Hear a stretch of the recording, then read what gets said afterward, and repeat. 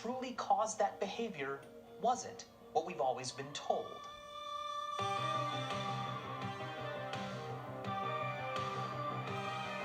Huh.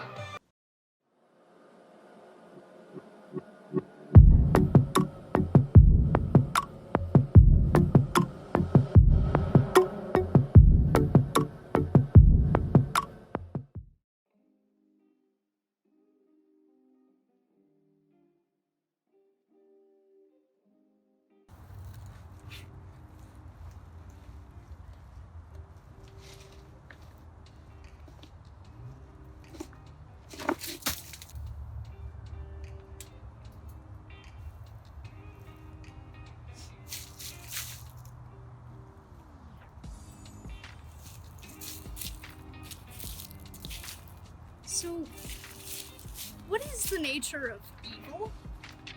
This was the question that Dr. Phillips Zimbardo and his colleagues were trying to answer when they performed the Stanford Prison Experiment on August 17, 1971.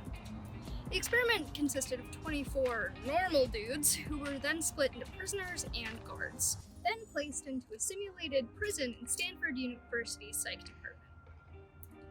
Prisoners wore plain smocks and were identified only by their prison numbers, not in a fun way, and the guards were given uniforms and reflective aviator sunglasses to emphasize that they were supposed to act like absolute assholes and give them a level of anonymity or something.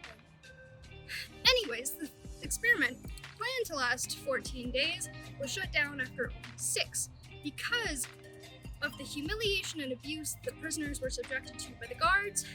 Again, not in a fun way. The scientists declared that the abuse of authoritarian behavior of the guards was of their own doing, a result of the situational forces that they had been placed in. Cool, so that's that, right? What's this?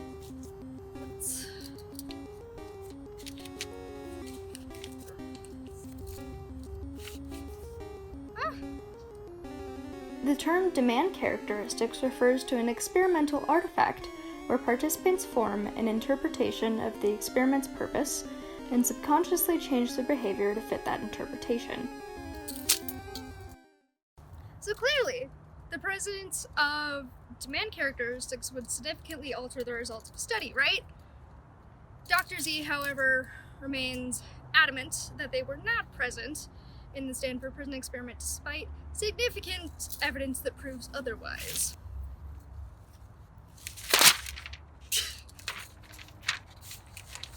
In addition to the existence of guard orientation prior to the study, recordings from the original study show a facilitator telling a resistant guard that their behavior was expected to be that of a tough guard. The guards have to know that every guard is going to be what we call a tough guard. And so far, you have to kind of try and get it in you. Whether or not we can make this thing seem like a prison, which is the aim of the thing, depends largely on the guard's behavior.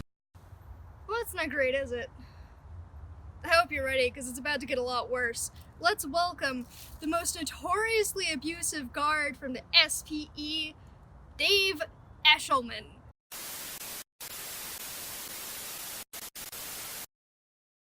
The way it was introduced to the guards, the whole concept of this experiment, we were never led to believe that we were part of the experiment.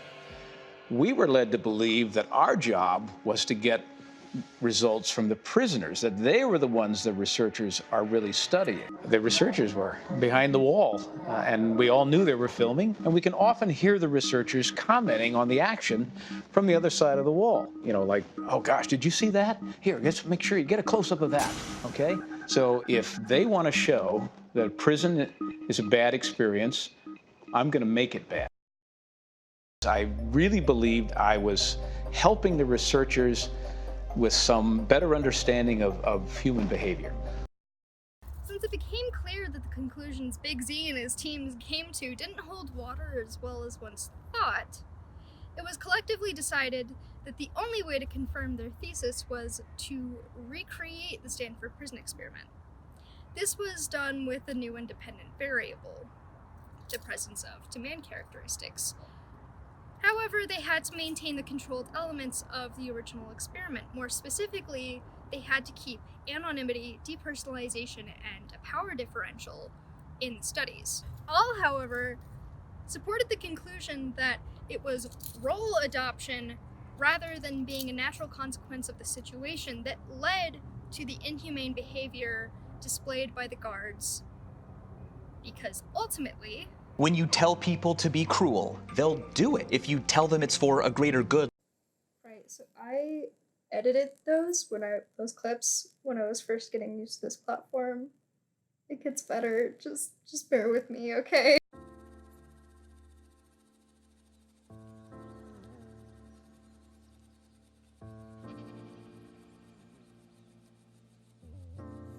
Did you know that colonial America's economy wasn't always dependent on slavery?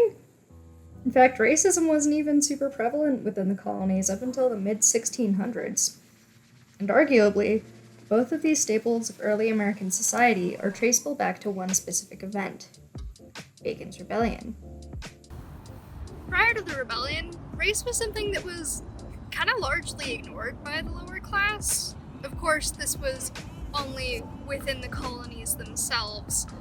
Outside forces like, say, Native Americans were obviously pretty heavily persecuted. But if you put the colonies in a bubble, race was only really considered significant by the upper class.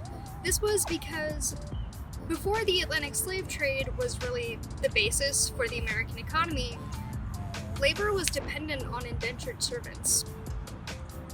That is until plantation owners realized that gave African laborers no official end to their servitude. The treatment between black and white laborers eventually differed increasingly in regard to length and punishments. Yet these were not enough to keep them from banding together over a common cause, that being land. You see, the elite had created a monopoly on land so that by the time indentured servants had served their time, land was too expensive for them to even afford purchasing, causing them to turn to those very elite for employment. Does that sound familiar? Because it should. So the lower class said, fuck that, hijacked the semi-pre-existing Bacon's Rebellion and turned it into a rallying cry for land and representation in government in a moment that was #iconic.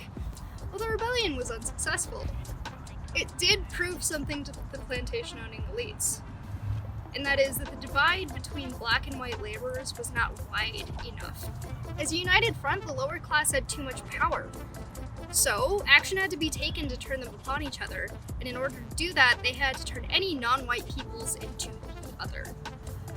As such, they slowed the reliance on white indentured servants in favor of black slaves, sparking the American economy's dependence on the Atlantic slave trade. Poor whites were given some land and a new role in American society as the enforcers over black slaves, receiving punishments when not cruel enough and benefits for efficacy.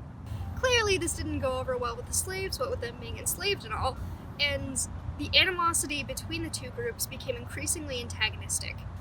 Racializing labor created a palpable divide in the lower class by making one group benefit off the subjugation of the other, and this solidified the working class identity as strictly white.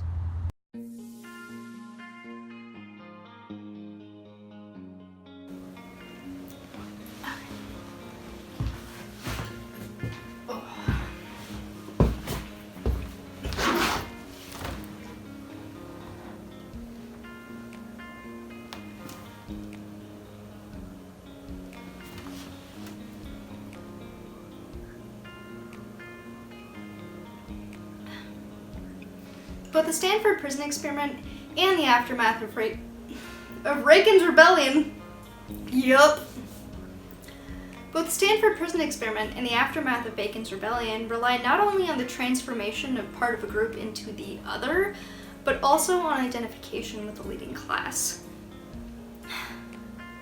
In the Stanford Prison Experiment, not only were the guards encouraged to identify with their role, but they were also encouraged to identify with the facilitators of the experiment.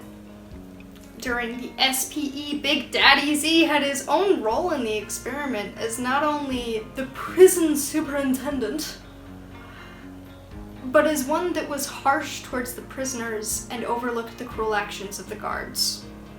This compounded the language of the pre-existing guard orientation where he stated,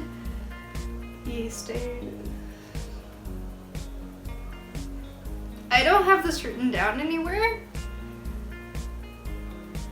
so I will add it in post. Now, roll the clip. Sam, why haven't you cut away yet? We can create boredom. We can create a sense of frustration. We can create fear in them to some degree. We can create a notion of the arbitrariness that governs their lives, which are totally controlled by us, by the system, by you, me. They'll have no privacy at all. There will be constant surveillance. Nothing they do will go unobserved. They will have no freedom of action. They will be able to do nothing and say nothing that we don't permit. We're going to take away their individuality in various ways. In general, what all this should create in them is a sense of powerlessness. We have total power in the situation. They have none. The guards then acted in a way that they believed fed into the scientist's hypothesis, driven by their belief that they had a shared identity and mission. The ruling elite, after Bacon's rebellion, on the other hand, opted for a slightly different strategy that relied on that same identification with authority.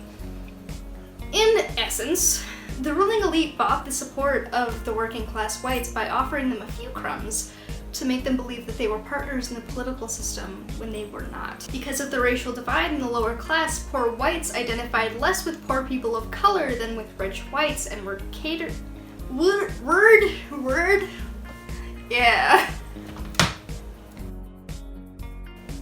Because of the racial divide in the lower class, poor whites identified less with poor people of color than with rich whites, and would cater their actions to serve as a reinforcement of that common ground.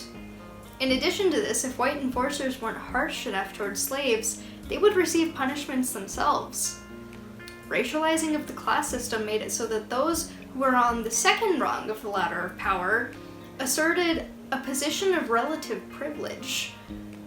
From their position, they could either identify with what they perceived to be the lowest of the low, or they could identify with the ruling elite through their shared whiteness, feeding into the illusion of inclusion.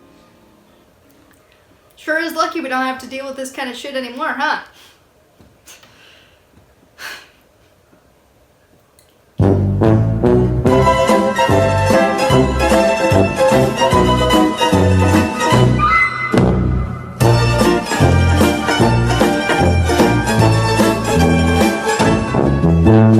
Right, so as it turns out, racism isn't something we've exactly overcome in this country. Big Dick Special Big Boy didn't exactly win the presidency by catering to poor people of color, but he won anyways because he appealed to the working class through a common sense of whiteness, then ultimately burdened his supporters with increased tax rates without losing their support. Hell, even the Cranfords didn't I English real good. Even the Stanford Prison Experiment remains topical, what with it being constantly altered and recreated to contest the claims of a still adamant Zimbardo. But regardless of his intentions, the experiment still presents something to be said about the nature of human interactions. Ultimately, the relevance of these events aren't dictated by their place in time. They're important because the Stanford Prison Experiment and the aftermath of Bacon's Rebellion are both examples of the way that people will oppress others if they think that it meets the expectations of the in-group they want to be a part of. More importantly, they show that a group of subordinates can be easily manipulated into turning upon each other if their overlords merely use the right wording. which is a bit concerning. Just saying.